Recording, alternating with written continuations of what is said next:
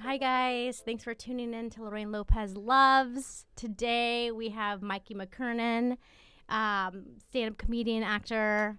Thank you so much for being here. Thanks for having me. I'm so glad to be loved today. Yes, I do love you. This guy has the best energy. We actually used to work at the same place for a while, many, many years ago. And then I'm sure you haven't talked about that before on your podcast. Not that much. Yeah, you don't. You don't say the name, right? Oh, no. You still work there, right? Mm-hmm. Yeah, exactly. So. Yes, that could be dangerous. But no, you've always been so cool. And I feel like Thanks. When I started doing stand-up and then, seeing you around, it was like a nice, friendly face. And you're just so kind and, so thank you. I try to be nice to the newbies, always. I'm not saying you're, Yes, I am a newbie. Because, when you first start out, like me, I didn't have anybody being nice. Everybody was just like, oh, who are you? Oh, just another name in the bucket. Get, back in the line. So yeah. That's always tough. And stand-up comedy world's so intimidating, And so you're like, I'm by myself. I don't know if I'm doing this right, whatever. So if people can be nice and friendly, it's more helpful compared to being so competitive and stuff. Mm-hmm. Yeah, no, definitely. For sure. So what did you're also from Ranch Cucamonga. Yeah, we're from the same area. It's hilarious. Have you done comedy out there yet? I have. There's so much comedy out there. Yeah, it's fun. There's a good scene. There's really those guys out there. Shout out to The Outfit or the IE Comedy Hour. I don't know how many different Instagram handles they have now. There's so many, and they're all like they're cool because they have they all work together. Mm-hmm.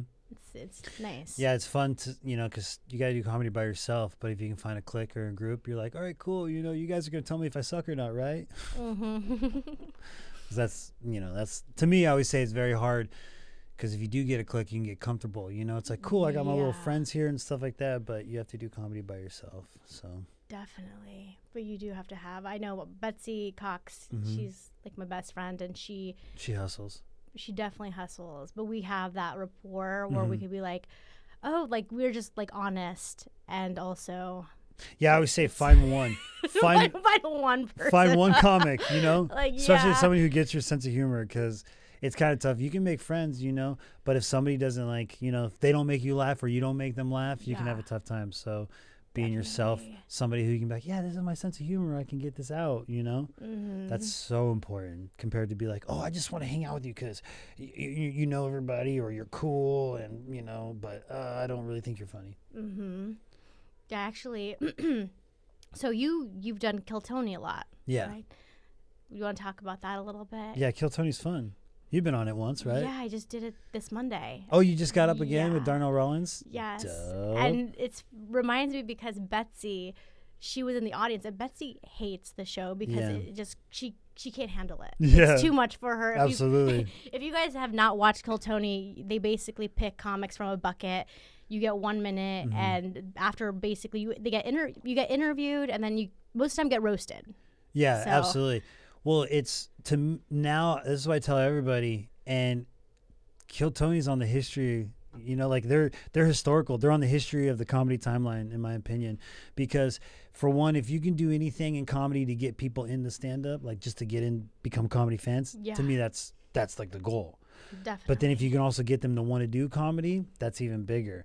And now their podcast, it's literally the open mic podcast. Anybody who has any interest to I want to do it, where do I start? They listen to Kill Tony because it's only 1 minute. It's 1 minute of comedy.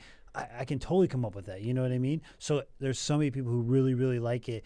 But the problem is if you're going to go up there and do that 1 minute, main room of the Comedy Store. And then it's professionals behind here ready to rip on you with a full band and everything. So the stakes are a little bit higher. But, if you've been doing it for a while, it's very good. Because a lot of Betsy, she's been doing comedy for a while, right? I imagine. I feel like I've seen her out there for at least 2 years. Yeah, 2 years. So it's if you've been doing comedy for a little bit, it's really good exposure. Mm-hmm. But a lot of, the veterans don't want to stick around for it because sometimes a show can turn into a huge circus. Mm-hmm. And I've been lucky enough to be on it about 10 times, and they've invited me up to San Francisco twice to go on the road with them, which is so much fun because you feel like a rock star for one night, and it's you do this for some form of recognition. So that is I'm so grateful for those guys. And like I said, my act, I just do one-liners and a catchphrase. So the boo-haws, I like to say, they fit perfectly into the Kill Tony. So I like to say, Kill Tony, absolutely, it's a good success. Yeah. But then some people will go in there and be like, oh, I fucking hate that place. Oh, I got, I ate shit. Am I allowed to cuss? I wasn't sure. No, yes, you can do whatever you want. Fuck yeah. No, I've had people be like, why would you do that? Why would you go in there? And I'm like, I find it really fun to just go up there and do that 1 minute, because 1 minute's actually really hard to do. Oh, yeah. And, but I wanted to tell you about this experience. Yeah, let's hear it. Because I didn't get to watch the show because it was packed. Yeah, it's in the lobby now. Everybody's in the lobby, right? Mm-hmm. So I'm in the lobby, can't watch anything. They call my name. I'm texting Betsy, and I'm shocked because I'm like, Betsy, come over here and like meet me at the bar. She's like, no, I'm watching the show. It's so good. It's so good. She was in the room? She was in the room. Did she buy a ticket? No. She snuck in somehow. She got there late, snuck in. But she was so like in it. And I was shocked because I know she can't handle it. Yeah. And That's so so and before I did it, because she has like talked to like Donnell a lot, and she's like, Lorraine, I don't think you want to do this episode. She's like, he will rip you apart. And I'm like, no, he's so cool. Like, I don't care. I want to do it. This is going to be a good one. So I don't watch anything. I go on, and I also, it's so scary because you might get roasted. You might do super bad. It's terrifying. So I go up and I do my 1 minute, and I thought I did great because I had all this like crazy, all of a sudden you're like, wow, I didn't expect this joke to go that good. Oh yeah. And then I just could see the audience like laughing, and then I was like getting into it, and I was like, yeah, I feel it. I'm feeling this. And then I finished, and Danelle's like, 1 more minute.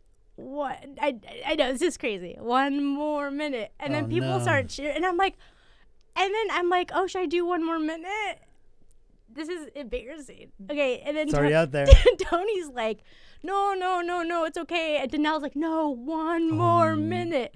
Which I'm like, I'm ready to do it because yeah, absolutely. If you had a good first minute, you're like, yeah, let me take another swing. And also, I didn't even get to do the joke that I thought was my big joke.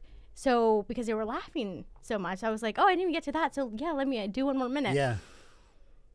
Okay, so cut to, I leave, I see Betsy later, and I'm like, Betsy, I was like, so what do you think? She was like, yeah, Danelle's crazy. And I'm like, okay, cool. I was like, well, I know my interview was so bad because I was so nervous, and I'll tell you a little bit about that after too, but I tell Betsy, and I'm like, okay, but do you think like the minute was good at least? And she was like, yeah, it was okay. Like, it's fine. Like, and she just wasn't giving me any love. No love, and just very weird vibes. You gotta be like honest with me. Tell me the truth. How was it? All right, stop sugarcoating me. I need to grow up. All right. And then she just kept saying, "Well, Danelle loved you," and I was like, "Well, he liked that minute. He wanted me to do another minute." She's like, "Well, no, it's because he liked you," and I was like, "Yeah, he liked my minute. He wanted to hear more." And so then the next day, I look at the video. Okay, no one listened to anything that I said because Danelle on the back was like taking pictures of my butt, making jokes, doing like there was nothing. So the whole time I thought it was me they were laughing at. It was him. No. Yes. And I was so embarrassed because I texted my boyfriend after, and he was like, how did it go? And I was like, I did good. Danelle loved it. He kept yelling 1 more minute. And this is just as it happened. And after that, I was like, ooh, I am never telling Chris ever that I'm just letting him think that I killed. Oh. Yeah. What a nightmare. Yeah. But that's I was like, Betsy was so weird, but I think she just felt bad. I don't know. Yeah. See, that sucks because you gotta be like, you gotta be honest with me. You're like, man, you didn't have a good minute. Donnell was doing shit behind your back and you didn't even notice, and that's what the audience was laughing at. That shit sucked. Yeah. That sucks so bad. Oh, I'm sorry. Oh man. And then I also, what a circus. It's crazy. And then he asked me, okay, and usually like the last time I went, they asked me questions based off my comedy. Yeah. This time, no one even listened to anything that I said. So he was just like, so what do you like to do for fun at a comedy? And I don't know why. I just could not. I don't know what I was thinking. And I was like, oh, I like to dance. Which all my friends were like, Betsy was like, kept saying like, why would you say that? She was make you dance now. She was like, that's the last thing that I would ever even think you would say, because, and in my head, I'm thinking dancing like a nerd jumping around to alternative music. That's how I like to dance. Yeah, you're like, I'm just having a good time. But Tony was like, oh, you like to salsa dance? And I was like, well, salsa dancing is cool. He was like, come on, salsa dance. So then I end up dancing with, what's his name? Jeremiah. Yeah. And it was fun. But Betsy was like, I don't get even why that you even said that or did that. She's like, that was so weird. It's, oh, man. It's tough because you'll get some guests who go on there and they'll want to, like, you know, talk about your set and then try to help you, like try to critique your set. Like when I first started going, it was all about that. And that was so good because because the whole point was, you know, you're so new in comedy, you'd go up there and be like, oh, I'm trying to be funny. I'm trying to do this and that. But then, you know, they would ask you back, but who are you? And then you would reveal who you were. And that was really funny. So they'd be like, see, this is who you are. This is what comedy is all about. You speaking from your point of view, your actual voice. Now it's kind of like, what? How can we get like ridiculousness? Yeah, but what I mean, we take to the next level. there's so much momentum that show has right now that whatever, you know, and they're doing so much of it that, you know, I mean, I give them a lot of props, but at the same time, like, man, that's some of the oldest, like, teasing in comedy is someone behind you being like, ugh, like making faces while you're up there trying to do your set, you know? And that's tough. But then again, you know, if you put yourself through that, you know, you'll be stronger though. If you're just like, whatever, you know, I don't mind. I've had that experience before. I'm not going to lie. I've done shows where in a bar and I'm like, oh, they love me. And like, oh, sorry, oops. Oh, the Dodgers game. They just hit a home run. Okay, cool. It wasn't. So I'm also like conditioned for it. So I'm like, oh, it was that again. Yeah. You know, and just. How do you like comedy so far? Oh, I love it so much. How long you been at it for? 2 years. 2 years.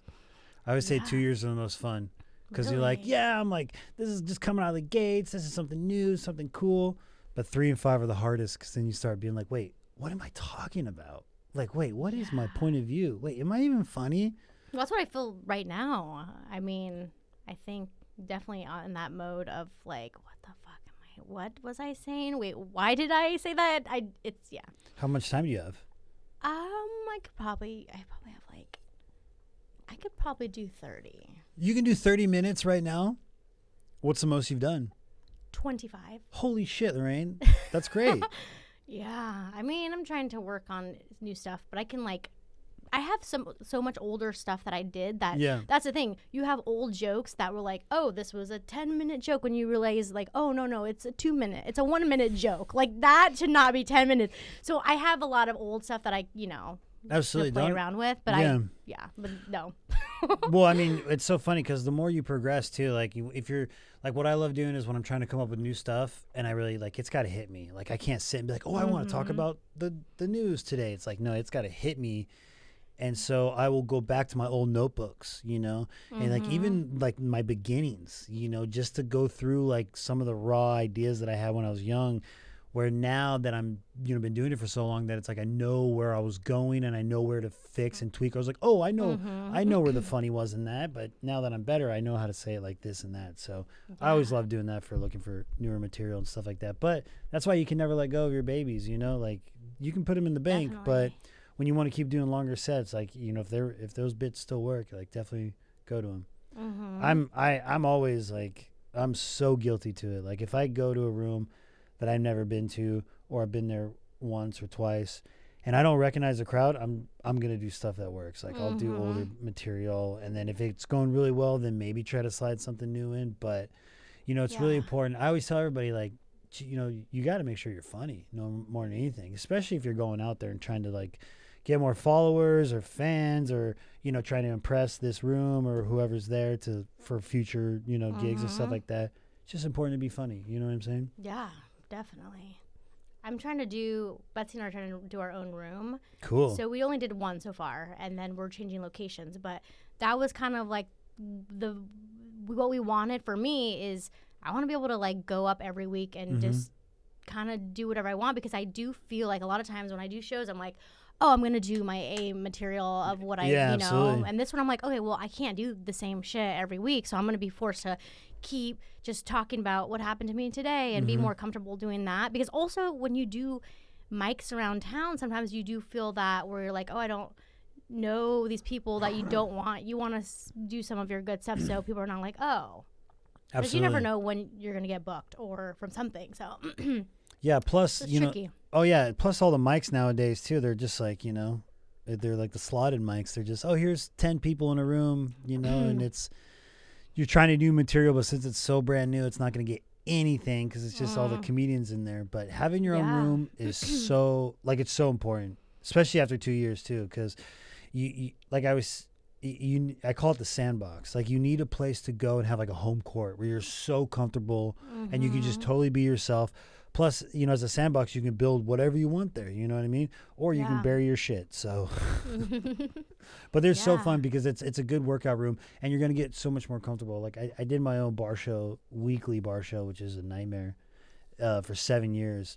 And that's where, you know, I got so many chops and stuff like that. But same time, like, it was a crutch. Like, there was times where I'm like, oh, I can go out and do comedy, but no, I have this, you know, just to latch on. And then when I didn't have it anymore, that's when I was like, whoa, okay, I need to go out there and hustle as hard as I can because I slacked off for too long. So what are you doing now? What is I see you all over. Yeah, my goal right now is just to find any rooms that I can get as much time as I possibly can. Like, I'm trying to do 45 minutes. Oh, nice. And I just did 43. But for how long I've been doing is like, man, that's like way too long. But starting in Los Angeles, you know, you only get a little amount of time. So I like to, you know, try to defend myself and say my act is an example of LA. Like, you only get small bit of time. So it's small jokes. And then it's like, there's so many comedians. So what can you do to stand out? And that's like having a catchphrase and stuff like that. Well, yours is definitely all your own. Yeah. I mean, you don't see anything else like it. Thanks. So you're great. I try. Yeah. I try. But I've been doing a lot of headlining spots, but it's mostly like little bars and stuff like that, you know? Because if you have that much time, like, you should tape it. Have you 25 taped? I don't. I only have, I have maybe 10 minutes tape, but That's good, though. But it's not even, the video that I have, it's like pretty old now, and it's okay. Well, I'd say any 20 minutes or 20, 25 minutes next time you get that time, no matter what, like, set up a tripod, you know, because it's always good to watch yourself. I mean, you know that now. Yeah. But, you know, once I got a 20-minute tape, I started just, you know, any flyers that I would see I never recognized, I would just start sending them, and they'd be like, oh, well, come headline. And, you know, I didn't ask to do that, but they just see that, you know, I have that much time. So they're like, oh, we'll give you that kind of stuff. And then you start getting, you know, a little bit of dough here and there. Like, I did a spot, shout out to Nigel and Palm Springs at the Hood Bar. I did that this weekend, and it was so much fun. And I mean, it's like, you know, you got to drive like 2 hours away, but it's getting out of LA. Like, right now, that's my like goal the best, though. I feel like sometimes because you're going in front of like a real audience that's packed and they're just so excited. Absolutely. So it's so important. Getting out on the road is so important for comedians because if you, like I say, if you get stuck in your you know, your home court or all your friends, like, you know, they're just like, so many inside jokes, and then you get out in the real world, people are like, what? We don't get that. Oh yeah. It's so much fun going on the road. Have you been on the road yet? Not. I mean, I'll drive out like 2 hours, or I've done Arizona. Oh, there you go. I did some stuff in Vegas, and then I went to London a couple times. You did stand up in London? That's amazing. How was that? God, so much fun. I honestly, after I did stand up in London, I was like, do I need to move to London? Oh wow, it was that good? I mean, not me specifically, but the it's such a different energy, but there's so much comedy as well. It's so awesome, and it's just dry humor, and that's my thing's just so dry and dark that I love to see like these prim and proper British people that are like just like, oh, I can't laugh, and then I don't know, that was just that's cool. It melted my heart. That's dope. That's a good feeling. Yeah. I've never been. I want to go. And they're like the kind of like the thespian vibe-ish stand-up. So they'll be like doing a set, but it's theatrical. They're like, what? There's just so much randomness. No, that's beautiful, because you know, there's so much performing in stand-up. You know, like, to me, I feel like there's always, like, usually you can slice a comic in two categories. Like, they're more the writer or the performer. Like, you're an actress, right? Yeah. So yeah, you're coming from a performing background, and it's like same with me. It's like I'm coming at this performance. So writing is like the bigger challenge for me, you know. But then you see some people who can write and then they can perform. You know, like their performer background and writer. That you can see like how successful they are. So to me, I feel like England is like theater etiquette. You know, they're like, no, we were raised off all this stuff. It's like if you don't know like the etiquette to being a good performer, you're not gonna have success in stand up. And then, oh man, I want to go. That's fucking badass. You should. If you do go, I'll send you stuff. Oh hell yeah! Because they're also like so excited and open and like ready to give you so much time. They have day shows. That's what I want to like base my shows off, that kind of like day shows. They have like these brunch weekend shows. Yeah. So you can do a show at like 2 p.m. at a pub, and it's like upstairs. Everyone's like drunk and just hanging out, and it's like this weird, and it's packed. And then they do like a middle. There's always an intermission. There could be 2 intermissions. Wow. But it's weird, but it's kind of nice. Where I'm like, I like that. Like everyone just get out, get more drunk, come back in. And, you know, and it's not over. It's not like 20 comics. It's like, okay, you get 3 comics and then the last 2 in the end. And it's, I don't know. That sounds so dope. I know, it's so funny, like day comedy, like out here. Everyone's like, what the like, why are we doing comedy for brunch? You know, this supposed to be at nighttime. Yeah, it's comedy weird. in the daylight is, that's, but see, then again, it's like if it works for them and if they know how they have a system, that's freaking dope. Yeah, I know. I don't know if it would work here. There's just, well, Los Angeles, there's just it's too much. It's too much industry. Everybody's like, do you know who I am? It's over. I'm just trying to eat my, you know. Yes. No one's impressed. Not at all. No. They're like, why? Yeah, that's why it's fun getting out. But, I mean, wow, London? Jeez Louise. That's a whole, like, that's different country. That's completely out of your comfort zone. But have you been there before? I had been there once before, yeah. You travel a lot, right? I have, yes. I'm pretty much done with traveling right now. I was like, I think this year I've seen you on a boat, right? Weren't you? I was on, Where was that? I went to Cabo. I think that was it. Oh yeah, I went to Ibiza too. That's Italy, right? Or didn't you go to Italy? Yeah. Well, it's so fun because from working with you, and all your friends, all the ladies, like, we all became friends and stuff. So to me, some of my favorite follows on Instagram and stuff like that, because it's like you all go so many different cool places. And I'm like, oh man, I wish I was hot. That would just be so much fun to be good looking. But I don't think that's the excuse. Well, because I know where you work, it's like you do very well. So it's like, yo, if you're going to make dough, like go and, Well, I think too, I mean, the last 5 years I've been completely single. And then I feel like it was like one of those times in my life where I was like, when am I going to be single and be just by myself and just can spend my money on myself and like be young? Absolutely. So if I can, I'm going to go travel, and I spent all my money on traveling, and now I'm completely broke. But you'd say it was worth it, but right? it was 100% worth it. All those like memories and stuff, I could never, and I don't even know. Like now I feel like it's the next chapter of my life where it's like, oh no, okay, if I travel, like I want to travel to do comedy. Yeah, absolutely. And then I want to just, I don't know. Well, I mean, now, it's a whole new different experience of like, oh, now I'm like, not so much settling down, but it's like settling into like, okay, I want to be a comedian, do comedy. Like, you got to do it. This is my number, my number one. I get it. Yeah. And it will send you out there too. That's what's so much fun is that, you will get to go and travel with comedy, and then you'll be able to like go visit like little places and stuff like that. But what's fun about comedy, it's going to take you to some crappy places too as well. So that's what's always, you got to be prepared for. But I do love those crappy places. Oh yeah, absolutely. I love just a dive bar in the middle of nowhere. It has a special place in my heart. See, that's great. You're gonna have more fun doing that. You're gonna have a better experience in comedy because so many people, they don't want to go do that. Oh, I gotta drive 2 hours, or I gotta do this and that. But it's like, all right, well, you're not. I'm gonna find you bitching about something else, how you can't get yourself out there, or how you can't get booked enough, and I'll be like, oh well, you gotta make sacrifices. That's just all my dad says. You gotta make sacrifices. Yeah, and you're really close to your family. Absolutely. You have a big family. Yeah, I'm the youngest of 6. But, oh wow. Recently though, I just found out I'm the youngest of 7. What? Yeah, my parents. Tyler. I haven't talked about this on a podcast yet. Whoa. Now, by the way, those who are listening, that just got the sound guy to be like, from all we've been talking about right now. I was just like, he's like, wait, what, real drama? Yeah. Yeah, my dad called me last week, and you know, I don't know if I'm supposed to be talking about this, but I'm like, too bad. You guys have a comedian. We live in the world of honesty. We can't hide anything. But he called me. He's like, are you sitting down? And, you know, immediately you get that phone call. You're like, fuck. And he goes, you have an older sister. I'm like, what are you talking about? He goes, me and your mom, we weren't ready to have kids. And we had our first child. I was 22. She was 9 years old, still married to her first husband. And we didn't think we were going to work out. We didn't think we could afford it. So we gave it up for adoption. 40 years later, that weekend, they just get the phone call that she's still, you know, she's looking for them and she wants to reconnect.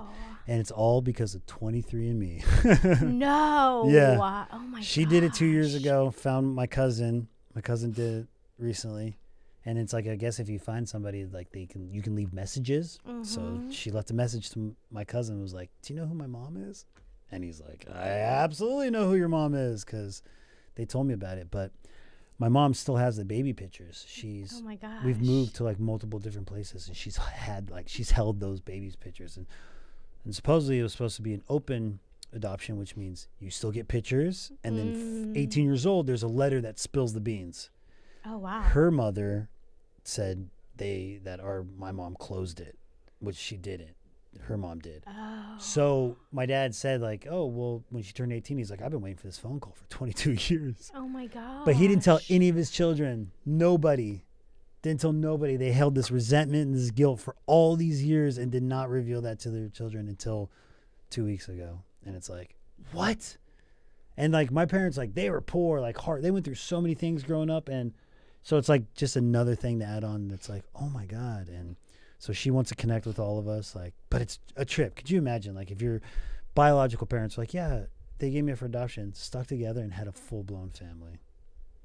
It's wild. Wow. It's so wild. I know he's That's like, so exciting though. it's great. I mean, we're from a big family, so, you know, and I'm like, my parents, like, you know, are obviously still together and still love each other. So I'm raised off of love. Like, so I'm all about like happy-go-lucky type of thing. So, and she seems like she's, you know, we all stalked each other on the Instagram, and it seems like, you know, she's a happy person and she's, you know, had a good life. And that's because my dad talked to her husband. They were communicating, and he was like, I just want to know if she had a good life. And he's like, yeah, she had a great life. She's happy, all this. And she wants to connect with everybody. And so I think it's great. It's just so funny because I told my dad, well, I told him, like, you guys fucking stop blowing loads, okay? Jesus Christ. I thought you were gonna say you were now not the youngest, and I was like, what? Oh, damn. Yeah, exactly. Oh man, that would be Well, no you never way. know, man. No, because my dad, my mom had 3 kids with one husband. Then she met my dad and had technically 4 kids now. He got his tubes tied after I was born, because he was like, psh, we're done. Yeah. Can guys get their tubes tied? That's not the right way to say it, right? I think they. I don't Okay. know. We're supposed to speak politically correct right now, Yeah. okay? Especially in this time. Yeah, no clue. Wow, that's very cool. Does she live close by? Yeah, she's in Temecula. Oh, wow. Damn, so I'm revealing close. so much information, but yeah, exactly, because we're from Rancho Cucamonga, so that being so close is unbelievable. That's insane. Is that normally how it works? Like adoption? It's just like, oh, she lives in the next city. That's insane. Yeah, that to me, it's, you know, no one, it feels like they always get out, you know what I mean? And this happened in Orange County, where my parents were from Orange County, and so they, like, you know, they had all the adoption there, but it just shows you, like, people in SoCal don't get out. It's like, damn, get out. But then It's again, true. you know, I'm still here. But LA, Yeah. like, you know, it's like LA is so close. Like, that's why we're gonna, you know, like, do you have friends in Rancho who had like aspirations to go to LA, but they're like, no, it's too far?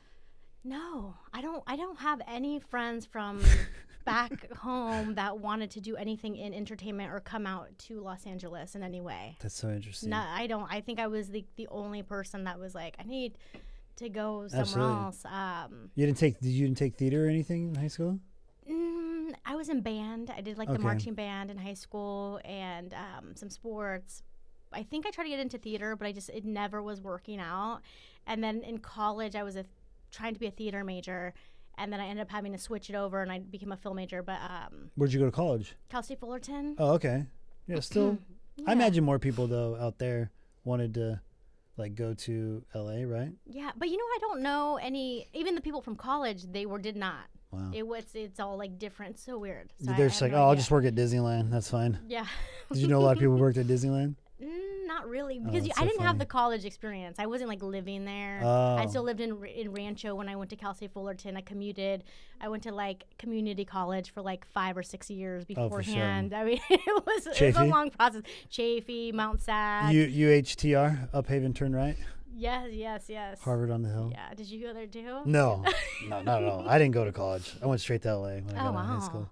I took Amazing. groundlings, improv classes. That's what I told my parents what I wanted to do when I got in high school. That's amazing that you just knew. Yeah, absolutely. That's like specific. Groundlings? Yeah. No, it's so funny. No, I appreciate that because when I was a junior going into my senior year, I knew I wanted to go out to be an actor in LA, but I just was like, I just got to get through high school. So yeah, but I went through theater, and so I had a bunch of friends who like wanted like, oh yeah, we're gonna go out to LA, we're gonna do this, and they all gave up. Yeah. And it's just like, or it's too far away to go, and it's like it's not that far away. I mean, at certain parts of the day, yes, but like when I first started going to groundlings, I remember I was like, oh, I got to take the morning classes, and they were like 10 in the morning, but leaving from there I had to get up at like 6 in the morning and sit in 2-hour traffic and stuff like that. Excuse me. Soda water is always good for podcasts. I love it, but unfortunately it does give you red blapes. This is the best soda water too. Waterloo. It is good. I have Shout so many out Waterloo cases. right I get here. it when it's on sale. Sponsor us. Yes, Waterloo, please. Lorraine Lopez loves. Waterloo, but Lorraine loves. more. I would take some vino, a nice vino sponsorship would be great. Some red wine? Yeah. Yeah, you're like, we do it at 11 in the morning podcast. If we did night podcasts, you can totally get sponsored by red wine. I'll have to just get all the sponsors. I don't know. Gotta figure that out. Yeah, it's not easy. I don't have one because of it. But yeah.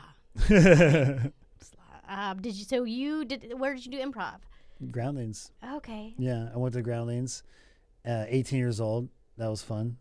And then I did some UBG or UCB. UBG. That's a bar. UCB, and that one was fun too as well. But the most fun I ever had was when I got into in Anaheim an improv sketch comedy troupe. Oh, cool. And that was so much fun because, the classes can suck because you don't get to go up enough. And all about improv is finding just a group of people you can exercise with. That's why stand-up, like I eventually involved in doing just stand-up by myself because you can't rely on anybody. You're like, exactly. I just go out and do this by myself, So, and it was fun and like learning all that kind of stuff. But doing improv and sketch comedy live, that was so much fun. I don't know if you ever done that, but. Well, I did UCB. And when I was doing UCB, I mean, this was 10 years ago, I would tell people by accident that I was like, oh, yeah, I go to UCSB. And so people were like, oh, you go to UC Santa Barbara? I'm like, no. Like months later, they're like, oh, yeah, you go to UC Santa. I'm like, no, I don't. Yeah. And I Upright Citizens Brigade. And they're like, what the hell is that? But yeah, no, I did that. And that was really what got me into comedy because I was just doing like acting stuff. And I always leaned towards comedic roles. But the improv was just so much fun. And I remember there was like something in a book, and it was like, if you can do a good improv like set, whatever it's called, like is better than sex. And I remember thinking, oh my gosh, it's true. Oh yeah, absolutely. It really is. Yeah, like riffing, when you like riff with the crowd. Yeah, it's just well, the audience knows like, oh, they just made that right then and there, I've been leaning on that so much, and it's so much fun because it shows like you could be funny because you can just make fun right then and there, Yeah, but you said that people would get drunk before in your class and then do improv. Yeah, because it's there was when I was doing it still, and I guess it's still going on because I met somebody this last weekend in San Diego taking improv classes through their business. Like they, because normal people would just go do improv classes because if their job or something like that required them to like kind of like loosen up or kind of be like entertaining or got to talk to like groups of people, like public speaking, I think, like they're using it to overcome public speaking.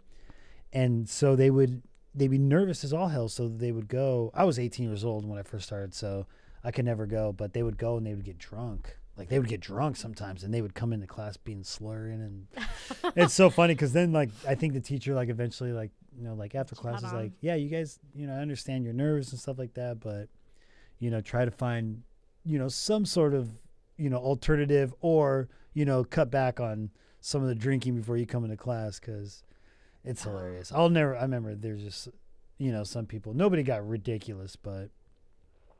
And I remember being in the troupe too. Like some people would have to come to rehearsal like a little tipsy because they have to like, you know, let go and stuff like that. So. I wonder if that's why I drink so much, because I do feel like when I started doing improv, I was so nervous that like before our shows, I would get drunk.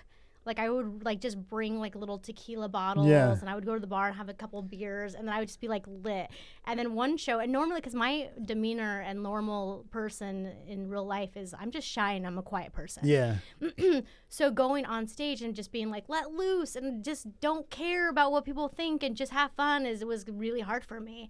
And one time I got so drunk and then I did so well on the show and this lady was like, also, it's just cool because improv is like everyone. Oh, so there's like a grandma and she was like, Lorraine, you did so good today. Like, what did you do differently? And I'm like, to be honest, I had 3 beers and 4 shots of tequila. And she was like, she's like, well, honey, if you become an alcoholic, you're going to make it. Oh, and I was like, this is weird and okay. That's hilarious. Yeah. Yeah. So here I am. Just kidding. You're like, come on, Vino, sponsor my podcast. That's hilarious that she said that.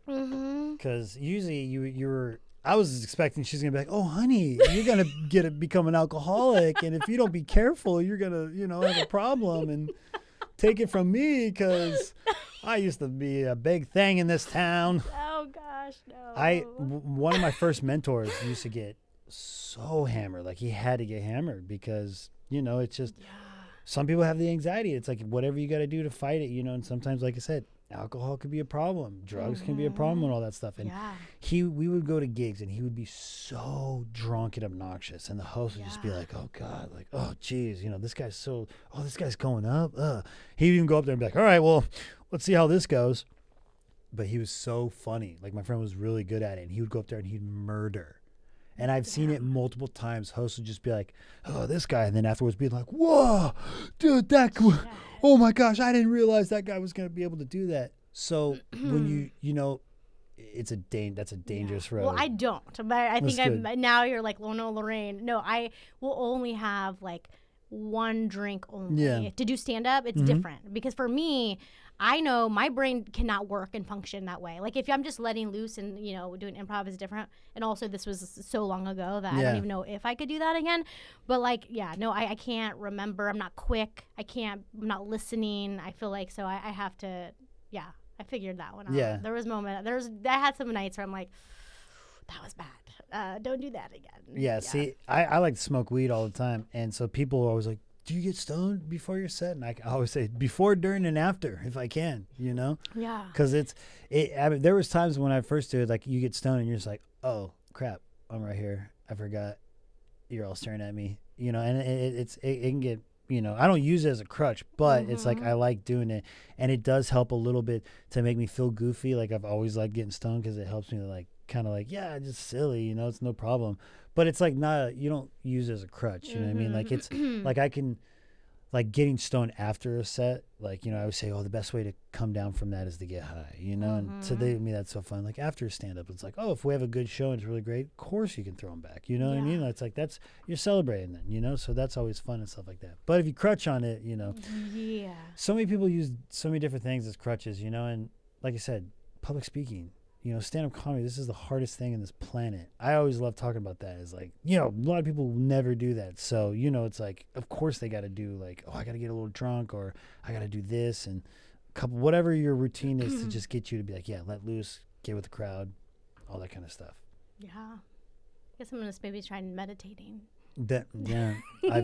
Meditating is very important. Yeah. That does help a lot too. And you fall out. It's just hard to maintain. But. Yeah. I know I have a friend who does. It's so funny. She is like wired. She's always like, oh, I got problems. I'm high strung. I'm always self-doubt, blah, blah, blah. And she showed me like her, like 3 years she's meditated in a row, like hasn't taken a day off. Whoa. And I'm like, and you're still like this high strung, like, you know, like just stress, you know, stress is like crazy. But yeah, meditation it's healthy. I had a friend who said he meditated so much that he just was too chill. And he was Wow. like, as an artist, he's like, I don't like it. He's like, nothing made me angry. I wasn't like, nothing was getting to me. I just felt like so like, okay, cool. And he's like, and I wanted to feel the rage, and I wanted to feel like these emotions that were like, and I was like, oh, that's interesting. Totally. I kind of like that. Totally. I can see where you can learn to be docile, that you almost like lose sight of passion. You know what I mean? Because to me, it's like passion. This is what it is. I'm not angry. I'm not nothing, but it's like I'm passionate about this type of thing. That's interesting. I like hearing that. I've never heard that before. That was the only time I've ever heard that. Okay, so we have like 10 more minutes. What are like some of your hobbies or things that make you... My favorite thing right now is reading. Oh, nice. I love to read. And I got back into it last year because I was trying to write more. Mm-hmm. And so to me, it's like, man, how can I get a lot of like, I want to get writing going more, but it's like, I'm not like, I'm distracted. I'm not thinking too much. So I would read a lot. And if I read a lot, I'll end up writing. Oh, cool. But I've been reading a lot of Star Wars novels. So I haven't been writing at all because I've been so entertained by them. Oh, I can't help it. I got a library card. Yeah. Because I'm like, I don't want to buy any of these books. So I just go to the like I'm literally going to go to the library after this to go return a book. And then I'm probably going to check out another book, even though I'm reading another book then too. So yeah, reading is probably hands down my favorite hobby. And I grew up playing ice hockey. So I like following hockey. Like to me, that's kind of like my outlet to get all my stuff out. Like something I can scream at, that it's like I'm not abusing or I'm not like hurting anybody. It's like, oh, and I love it because I have nothing to do with the outcome, but I love having the passion to just basically like throwing passion against a wall and not having it rewarded sometimes, Yeah. I don't know. Is that abuse? No, it might be. I don't think so. You play sports. Do you still follow sports at all? I do like to get into, like, I like basketball. I like the Bulls. I don't really follow enough. It has to come to me in the moment, like right now I'd be like, I really feel like I need to be watching something. But so I could make it happen. But right now, no, I'm not watching anything. But that's cool. Yeah. But I just started riding my bike because that's something that I feel like living in LA, you're always driving and riding my bike everywhere, doing all my errands. Oh, yeah. Just for me, that was kind of like a meditation, and it felt really good. But my bike's been like, the tires have been flat for like probably over a year, and I just got them filled, and now I'm riding, and I feel like $1 million. So I don't know. Do you live? I don't want to reveal where you live, but like I live WeHo. Okay. Well, there's like, because like I live in the valley, and there's Chandler Bike Path, such a great bike path, and then that can also take you to Victory, and then the LA River's got a great bike path. Like you can get from the valley all the way to downtown because of bike path. Really? Because it's funny, because in LA you're like, I start riding my bike because you got to drive everywhere, and to me I stopped riding my bike because I'm so paranoid about getting hit by a car. Oh shit! And you hear about so many people getting hit by cars, so it's like bike paths, like bike paths are so nice and chill and stuff. But there's more bike paths now in West Hollywood. Yeah, I feel like they're good at that. Yeah. I feel like, I think.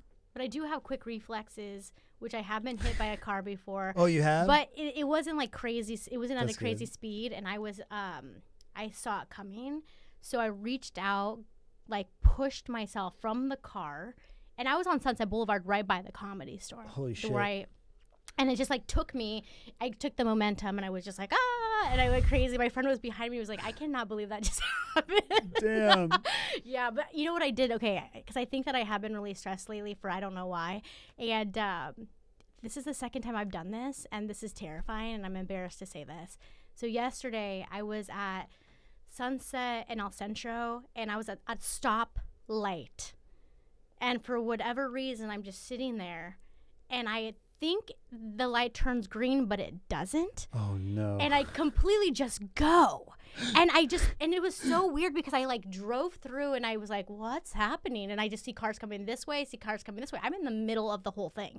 And I all of a sudden just like, at least the cars coming on the left were like a little further, so they were slowing down. The ones on the right were going fast, and I just went in reverse all the way back. And I was like, I can't believe I did this. And also the second time that I've done that this month.